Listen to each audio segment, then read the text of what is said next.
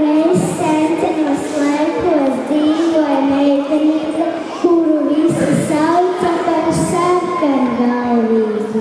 Senā, cik senā, ļoti senā pasaka, bet kā šī pasaka varētu izklausīties šodien, pārgūsim šo pasaku nedaudz stilīgāku.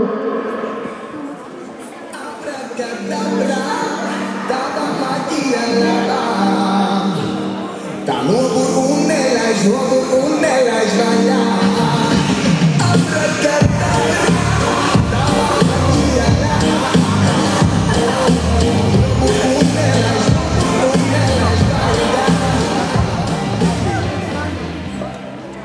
Reiz dzīvoja maza skaista skaistulīte, kurai bija glītas drēbes, vienmēr un visur bija stilīga. Neatņemams stila aksesuārs bija sarkanā cepurīte, tādēļ visi viņu iesauca par sarkanķobīti.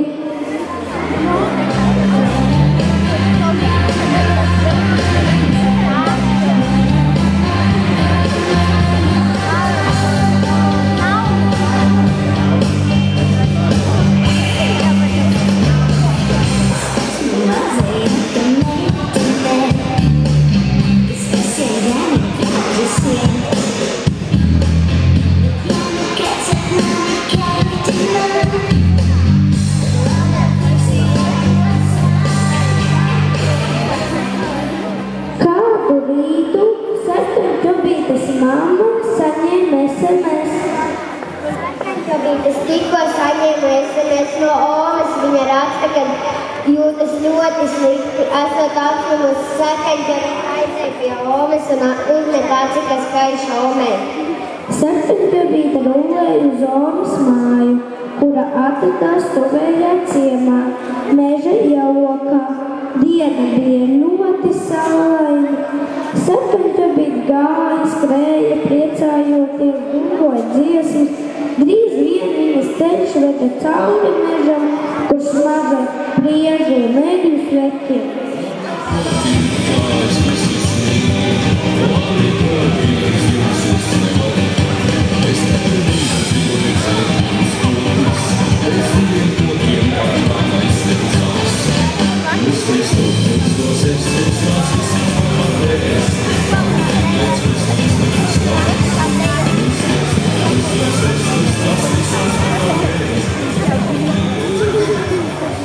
Elpodam kokus mažas sarkanķobīte atapās krāsainos ziedu pļavā.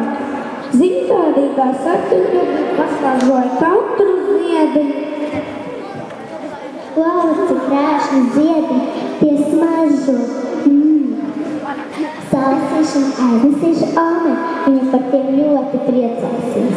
Bet kur gadījies, kur ne, aiz koku sarkanķobīti vēro viens.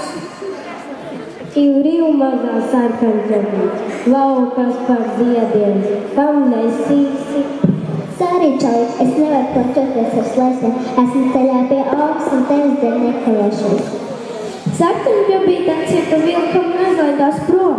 Pēc stundas sarkanķobīte jau bija pie Omas mājas.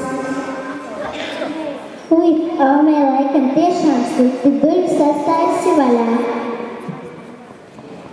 Satraukusies mazā ieskrēja iekšā, piesteigusies pie Omas gultas, izbrīnījusies jautāt: Oma, kur tev tik garas ausis? Vai labāk tevis kā dzirdēja? Ak, Dievs, Oma, kāpēc tev tik lielas acis? Labāk tevis kā redzēt.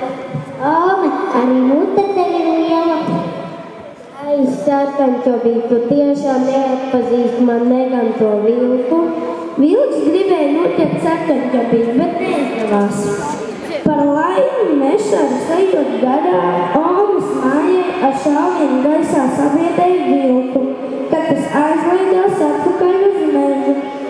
Tikai sarkanķobīte nekād nevarēja saprast, kur palika vilks Oma, bet izrādījusies, ka sabijusies no vilka aizlaidās uz tuvējo parku pus